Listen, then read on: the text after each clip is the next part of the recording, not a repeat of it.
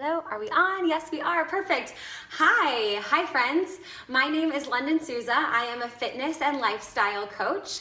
I am the Runtastic fitness coach and the creator of the Free to Be Me VIP one-on-one coaching experience, where I help my clients who are feeling stuck in their lives, in their relationships, in their fitness, in their nutrition, in their business, who are ready to up level and are ready to have some serious breakthroughs so that they can live a life full of joy and full of freedom to do what sets their soul on fire. So that's a little bit about me. But today I am talking with you guys about the Wings for Life World Run 2019, which I'm really excited about, and I hope that you guys are as well. It's on Sunday, May 5th. Okay, so if you've already registered and you're ready to go, and maybe you're going to be running remotely or you're going to be running at one of the key cities at the key locations, great. If you're watching this and you're like, I thought about registering, but I haven't yet. I'm not sure. Do it, okay? Do it right now. Click the link and get registered because there's still time, okay? And this race, the Wings for Life World Run, is one of a kind. It's unlike any other race in the entire world because we are running all together no matter where we are in this world, no matter what time it is in our time zone. We're all coming together to run a race for those who can't. We're running to create awareness and raise money for spinal cord injury because there are so many men, women, and children around the world and their families who have been affected by spinal cord injury, okay? And this is our chance to really, really come together and make a difference, okay? This race, it just holds so dear to my heart because when I'm coaching my one-on-one clients, we're really talking a lot about mindset.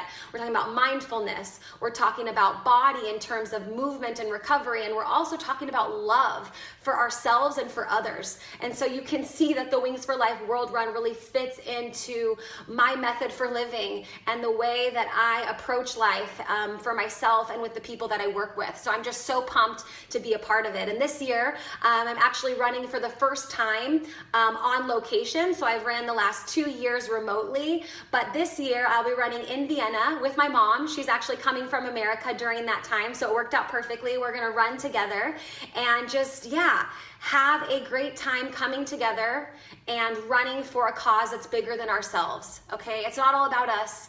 It's not always about like running because of what we look like or having more energy or, the physical stuff that comes with working out, but really moving our bodies because we can and moving it in a way that's gonna create awareness and generate that buzz and generate income for the research that's being done on spinal cord injury so that we can one day get a cure, okay? So this is super important. This race is just, it's so magical and it's so impactful, and I really, really, really want you guys to be a part of it, okay? So go for it. But today I want to give you guys some tips for those of you that are participating, that have registered or have yet to register but are going to, because I know that you are. I can see you. You're going to do it now. You're going to click. You're going to register. But I want to give you guys some tips on how to prepare for the race, okay? So the first tip is more of like a mindset tip, and this one's really, really important no matter what your goal is, but especially for this race. The first tip for you is to remember your why. Know why you're doing this, okay? And get excited about it. Maybe write it down. Maybe, watch a video about the Wings for Life World Run mission or look up some information on their website. Like, hold that why near and dear to your heart, okay? Because this is important.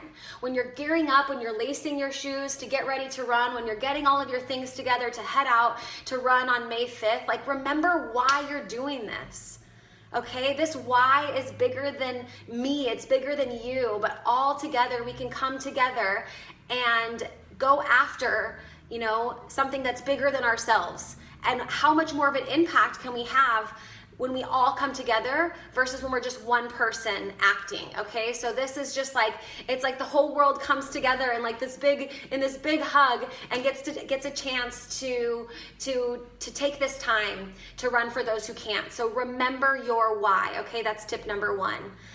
Tip number 2 is cross training. So a lot of people think that just to get better at running, or maybe to run farther or run faster, you should just be running all the time.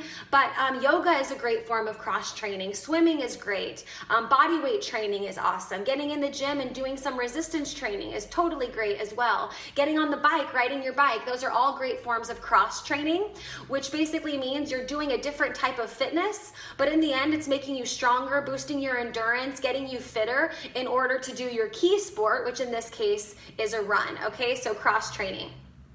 Number 3 is a little bit to do with nutrition, okay? So don't try out the latest superfood smoothie bowl recipe on the day of the race or on the day that you're gonna run, okay? You want your nutrition to be on race day the same that it is when you're doing your practice races, okay? So just as you're practicing running, you're practicing, getting in your mileage or your kilometers and getting your body used to moving and to running, you wanna get your body used to the nutrition that you're consuming as well. So whatever breakfast you have on a normal race day or run, or whatever you eat, whatever meal you have, 1.5 to 3 hours before you run, have it the same day as race day, okay? And you want to stay away from things that are super high in fat or super high in fiber, because those will take your body a lot of energy to digest, and you want your body to have food that's fast absorbing, okay? So like quick carbs, like fruits, like bananas are a really great one, and protein, okay? So think more carbs and protein, things that your body can easily absorb and take in, okay? So even though we get super excited about like the latest superfood smoothie or the muesli bowl or the power acai, whatever, like just stick to what your body is used to and what your body performs best on, okay? So just as you're practicing your running, practice your nutrition as well. Decide, okay, how much of a gap do I want between my meal and like when it's time to run? Do I need a little bit of a snack, like half of a banana when I'm running? Do I need to carry like some snacks, some gels? I personally like to use dates to have like a little bite of a boost of energy when you're running. Do you need that? How does that work for you? So practice your nutrition and stick with what works for you. Don't try something like new and fantastic or whatever come race day, because you might have an upset stomach or deal with some digestive issues, and that's not fun. We just want to focus on the race, okay? The next one I want to talk about is gear. So know your gear, okay? So don't buy new running shoes or a new running outfit or a new tank top or whatever to run the race that you haven't tried before, okay? And I say this because I've done this, okay? I've one time packed 2 of the right side, the right shoe. Like I was just running out the door, I grabbed 2 of my shoes and I thought that they were one of each side, like the left shoe and the right shoe, but it was actually 2 of the right shoes because I run in the same running shoes always, and I sometimes buy the same color. And so I just grabbed, 2 right shoes, and I got to a race one time and I was like, oh my goodness. Or I've done it before where I've run in shorts, and normally I run in longer pants or things that cover the knee, and I ran in shorts and my thighs ended up chafing and I had some like scabs and blood on my inner thighs. Or you run and you're not used to running in that tank top and it rubs on your armpit and you think, what happened? So make sure that you have your gear that works for you, that you're used to running in, okay? That you're used to being active in, okay? Don't buy something brand new just because you needed new colors and new bright shiny things in order to make you feel motivated. Like, no, your why and why you're doing this and this cause is so motivating that you'll just need to stick to your normal running clothes come race day, okay? So don't try out any new gear. Maybe you wear a belt, like a hydration belt with the water bottles, or you have a belt with a zipper where you store like, I don't know, your phone and your keys and maybe some snacks or whatever. Like practice with those, okay? Don't just, strap on a belt and put on a hat if you're not used to running in those types of gear, okay? So know your gear, okay? That's really, really important. Some other tips in terms of recovery.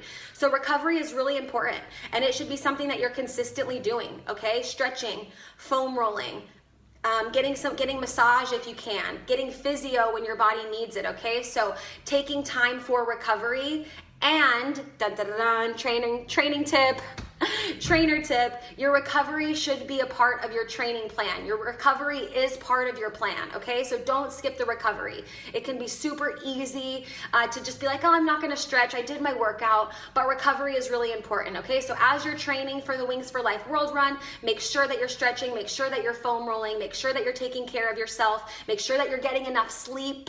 Sleep is really important for adequate recovery as well. That's really important. And then last but not least, my last tip is your warm-up. So make sure that you have a good warm-up that you do every single time when you're preparing for a run. Things that are really gonna get the blood flowing, gonna get your legs ready to move, your hips opened, your upper body opened, like making sure that you're just ready to rock, okay? So there's a variety of different warm-up exercises that you can do. We don't need to go over all of them here. You know what works for your body. You know what feels good, and you can easily find a great running warm-up, okay? So those are the tips that I have for you. I'm so excited for all of you that are running, that are racing, that are running for those who can't, that are going after this, how do I say this? That are going after this with a full heart, with the willingness to commit and the willingness to do your part to make a difference. Okay, it's so amazing to do things for yourself, but it's so much better to do things for other people and in support of a bigger cause, bigger than yourself. Okay, so for those of you running in Vienna, I can't wait to see you guys there, and everybody else who's running around the rest of the world. Like, have fun. That's my last tip. Have fun. Enjoy yourself. Make new friends. Get excited about life and the fact that you really can move your body and make a difference while doing it. Okay, so hope you enjoyed these tips. I hope you have a fabulous run May 5th. If you haven't already, register right now, the Wings for Life World Run. And yeah, all the best. You guys are awesome. Bye.